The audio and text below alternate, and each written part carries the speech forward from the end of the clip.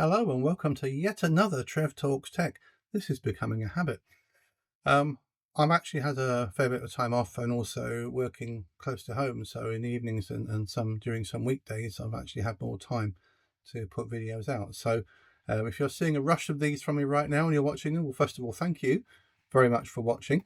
And obviously, if you do like what you see, please give us a like. Maybe even think about subscribing. It's not for everyone, but I hope it's for you. Anyway, today we are looking at the Elinchrom D-Lite RX4. Now, I've been doing photography on and off for many years, and for many of those years, flash photography obviously was the way forward. If I work I have my studio that some of you will have seen in various pictures of the synth setup. And while I was doing a shoot for a school prom, well, I was using this light that was doing some studio photos for the daughter of a neighbour, and this light was my key light. Unfortunately, it just ceased to work. This was a while ago, and since then I've really not touched it. And I wish I'd recorded this, but I came in to my workshop here a little while ago and plugged it in and just see what was happening. The lights all came on the rear panel here. Everything started working. And then suddenly there was a kind of crackling sound and a pop from inside it. So whatever stopped it working before has now gone well and truly pop. And it actually took out the circuit breaker for the mains in here. Thankfully, it didn't rattle back into the kitchen or anything. It was just the local circuit breaker. Must be because all the lights and everything stayed on. So it wasn't the overall power to the place. So something is definitely wrong in here. What are my suspicions? Capacitors are the obvious ones, especially when we're talking about high voltage flash and strobe. It's an obvious point. These Elinchrom lamps still use incandescent bulbs. And the incandescent bulbs, they provide the best light for modelling light. They do provide a nice light and a nice smooth light, especially through a diffuser, to get a sense of what it should look like when you actually take the strobe to flash. I'm not actually big on flash anymore. I bought some rotor light LEDs and I will make those the subject of a separate video. So let's crack on with it. Okay, so I've taken a few of these apart before. I've had I used to have the D1s, and I'm just reminding myself in actual fact that is not a conventional bit. I need something other than that. I need a Torx style bit to get these off. And which size do I need? Hands up if you get this right the first time, anyone? No, I didn't think so. Right, there we are. Okay, so yeah, I had a couple of I have a couple of Elinchrom D1s. They're the most basic kit, and they're really good. I mean, they served me very well for many years. Anyone else out there use Elinchrom kit, do photography and use Elinchrom? They are, I don't know, I didn't want to spend a fortune on Bowens. In fact, my very first set of strobe lights was some cheap randomly named Chinese make, because at the time that's all I wanted, and it was all right for its time. It was great to have off-camera flash for the first time. Now I've just realised, of course, I'm unscrewing this reflector and I've still got the strobe on, which, let's just get the strobe lamp out. Look at that thing.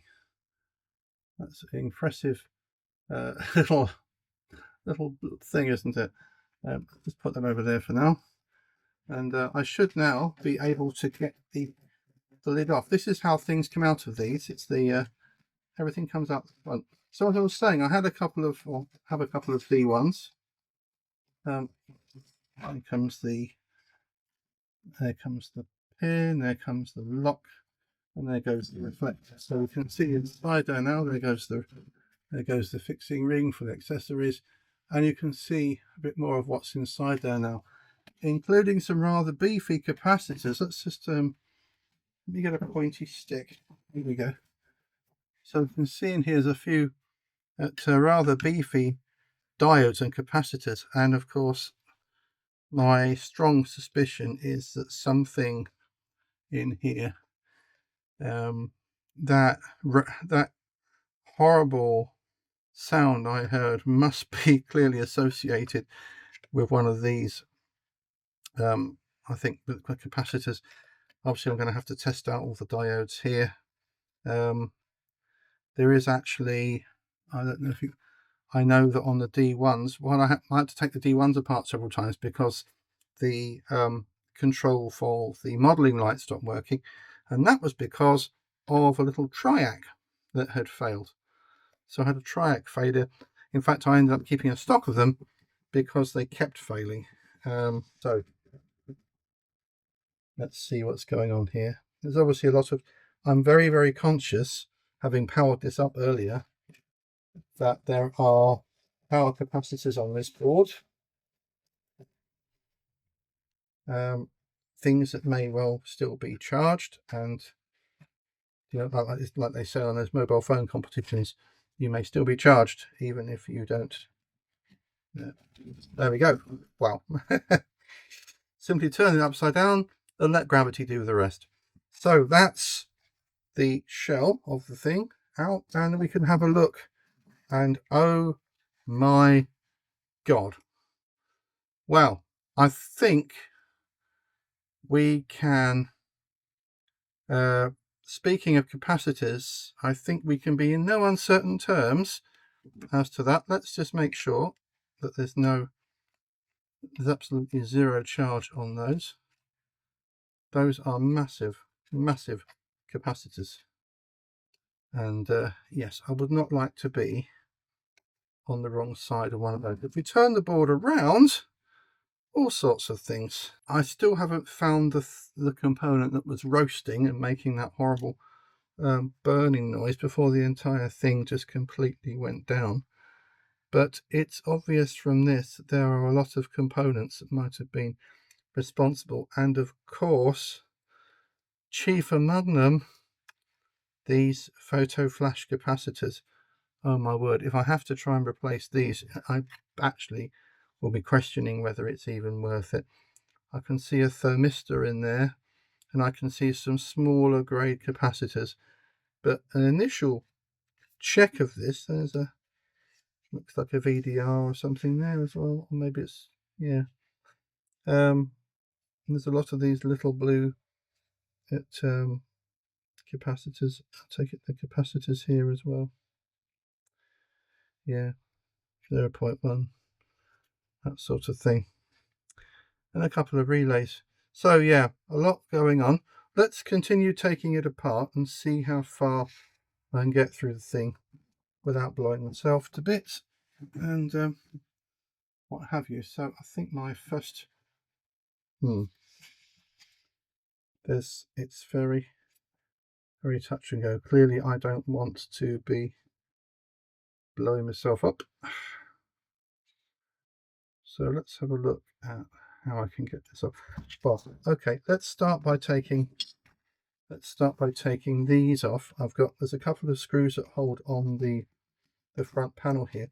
The big capacitors, which obviously will operate at high voltage to power the strobe, appear to be discharged.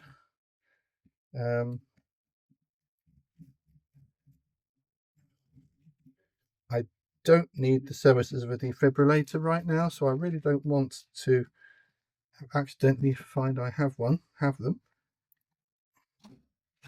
Let's see what it takes to get this off. There's kind of a framework here holding all the boards together. It's not the easiest thing. Let's just move the light down there in case you can't see that. Okay, so and can I get that a bit closer?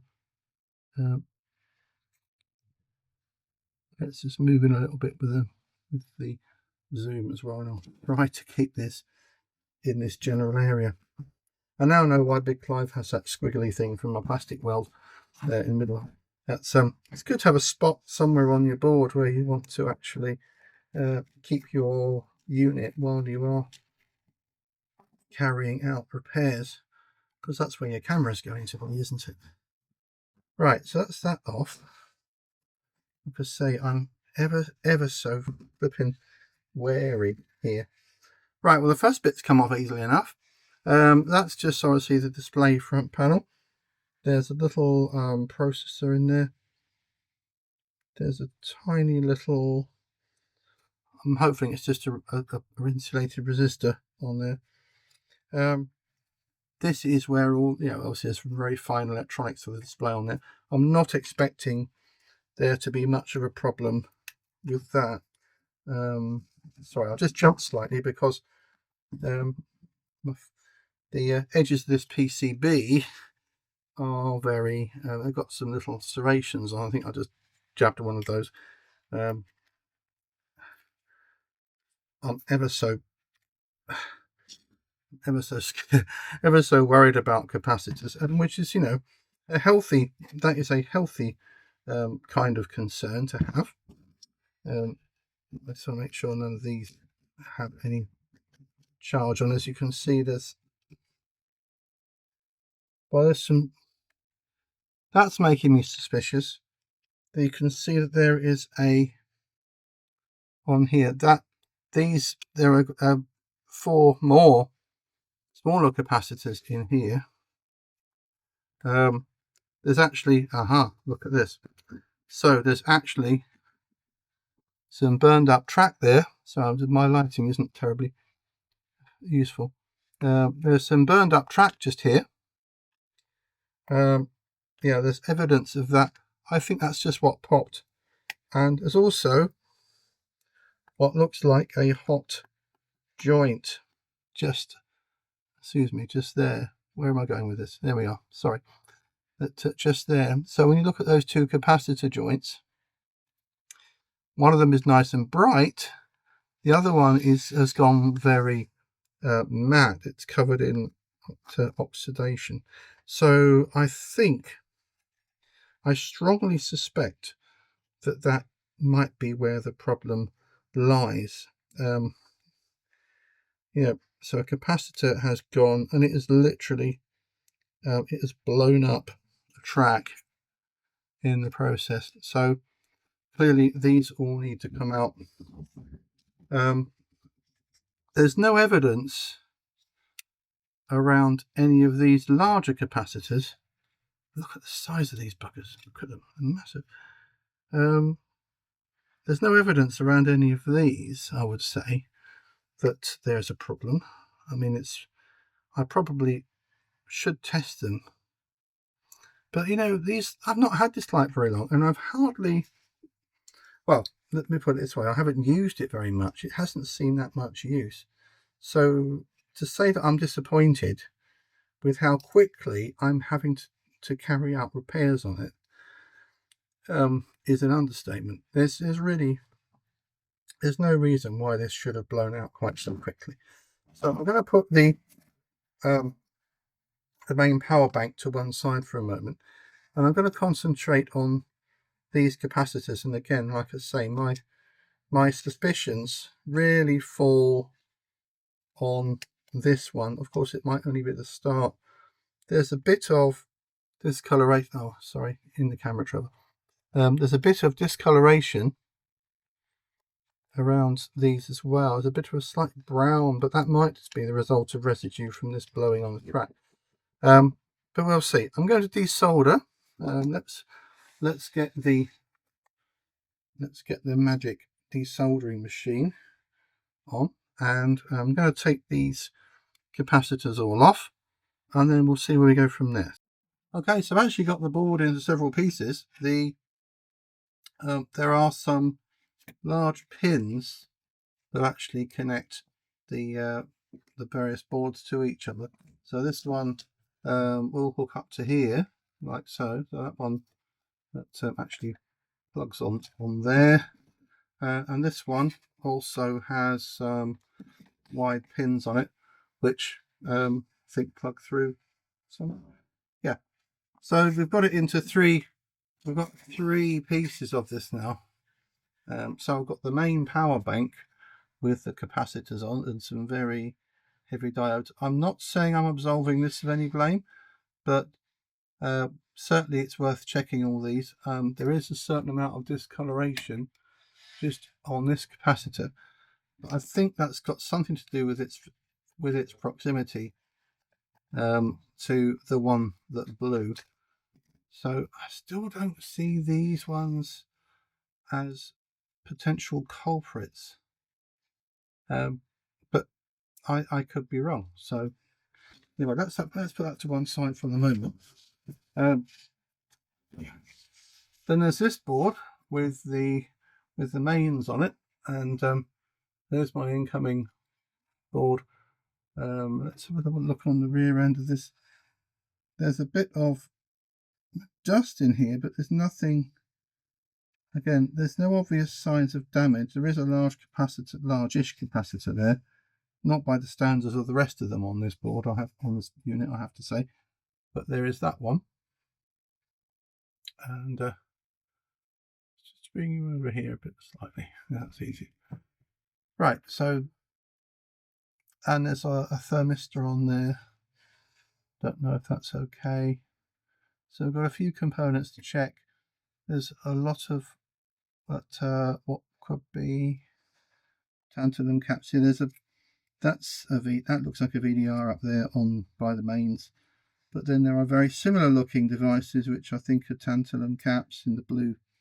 You know, the usual thing in the blue film in the blue dip that may need to be looked at. But I'm going to start where the most obvious faults might actually be. Like I say, this one having blown up is, if not a total giveaway to where the fault is, it's certainly a good place to start. There's also a separate fuse on here. Let's have a look at the state of this. And remarkably, considering the bang that I had on this fuse, considering that actually the noise that made when it went, and the fact that it took out a 16 amp circuit breaker, I'm somewhat surprised that that fuse didn't actually go. So let's put that back away. Yes, I know I should probably test it, but as I say, given the force of what happened there, I'm be very surprised to find that was responsible. Right, out with the old meter. Let's zoom out a bit. You can see the whole picture here. I do have another meter on. I do have a component tester on order. I've got a Finersi component tester on order. I finally fell.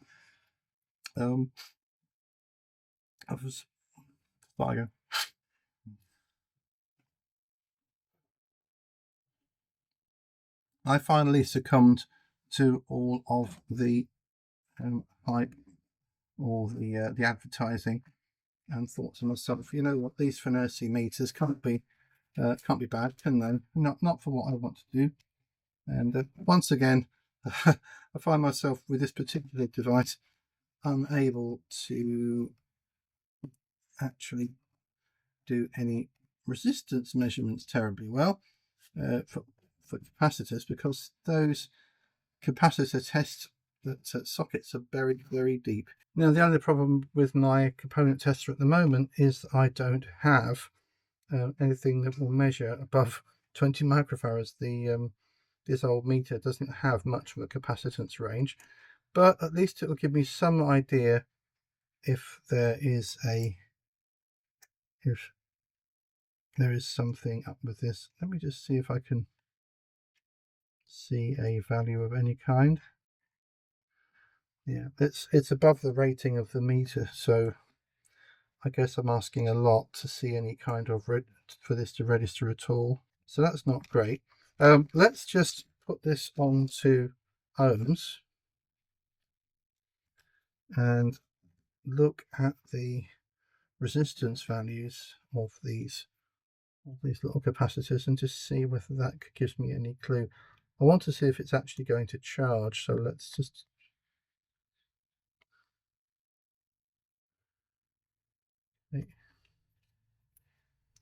open circuit.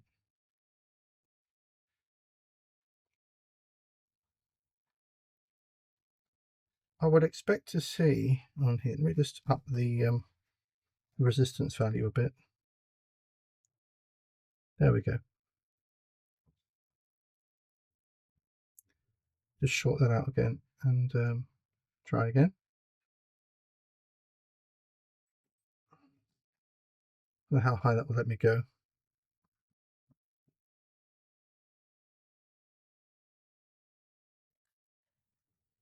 Probably on 200k range.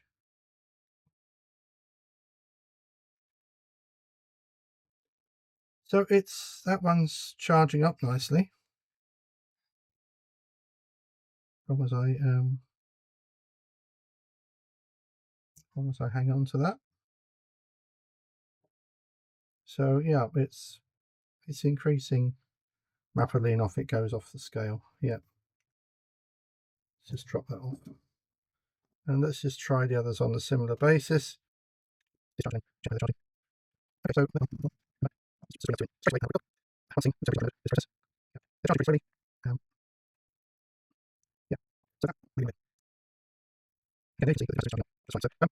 so as far as I'm able to tell, these capacitors may simply have been innocent bystanders to the problem, but that still leaves me with the obvious question of what on earth was it that blew up a track on this board.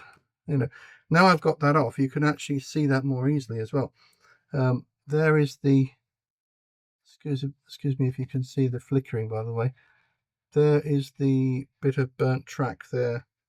To avoid showing you a protracted voyage of discovery, I'll just say now that the real problem here was not a burned track as it somehow appeared, but actual flashover, and the noise I could hear when I first turned the unit on earlier was due to arcing between these two adjacent tracks, one of which actually goes to one of the capacitors, in fact the capacitor with the dull terminal, so that becomes more of a suspect. There is a thermistor, and there's also, by the way, how did I miss this, but there is also, not so far away, a dirty grate device under a heatsink, and for all I know that could also be faulty. So many semiconductors to test on this. Okay, enough gabbling. I'm going to just check that cap, and let's see if I can't get check out some of these. Okay, I've been looking around the board for various culprits. I've had the taken out this device, he says, dropping it.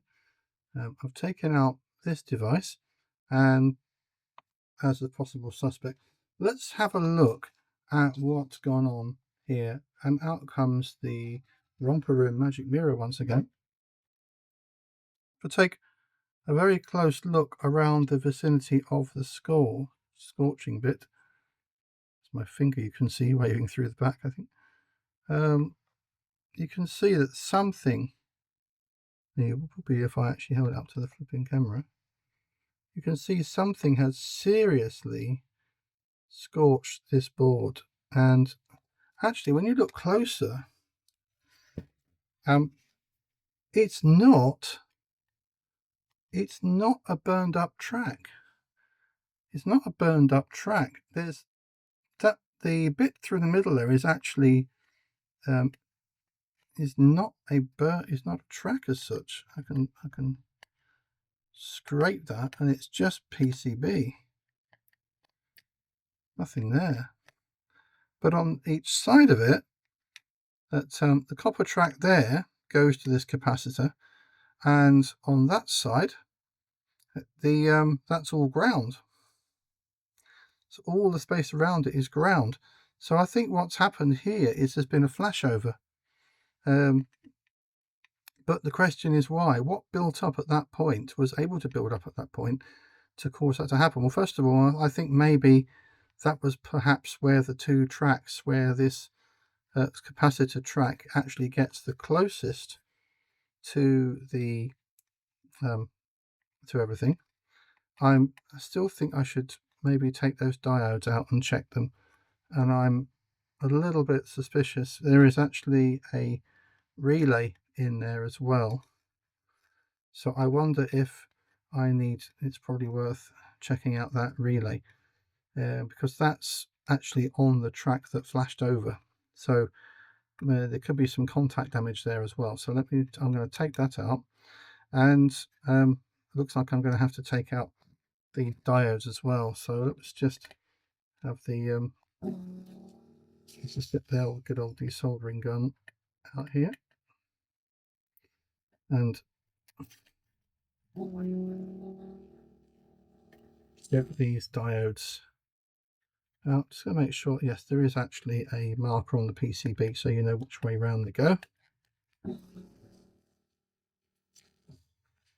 I'll have those off.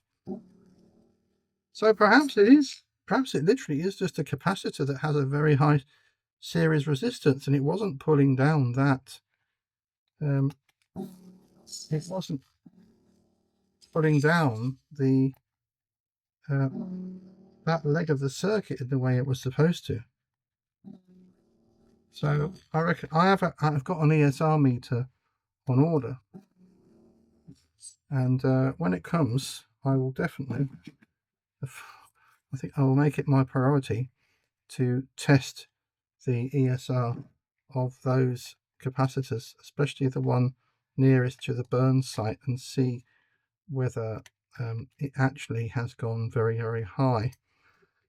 It could be, like I say, it could be that it's not pulling down. This is a 5 volt relay here. Not sure how well that's gonna, you're gonna see that, a little 5 volt relay. So that needs testing. And the other component here which I want to look at is this little transistor. I think it's, like I say, it's definitely some form of semiconductor. I'm actually not sure whether it's a bipolar transistor. You can get therapy for that, or if it's some other form of device. And the number on it,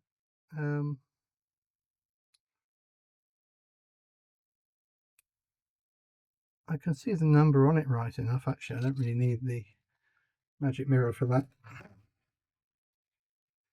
So it says 10N120BN. It also says 1H18AB, but I think that's a model number, a different series number. I think 10N12 or 10N120BN. That's the component type. Do a little bit of research on this. Check out the relay. Make sure that that's okay. Again, there's no external signs of damage. I don't want to open this sealed unit if there's no need. So let's check those out. And the other thing that I pulled out here was that what I believe is the thermistor is actually sitting in front of this. So I think it was possibly just taking the initial inrush away from that device. So a few components to test there. Everything else seems okay. I've got to rebuild the track for that surface mount capacitor, annoyingly. That's going to be entertaining, but that's all right. And we'll see where we go from there. Okay, so part one of this, I think it's fair to say for now that part one of this repair is complete, and more to be done when I've got the right kit.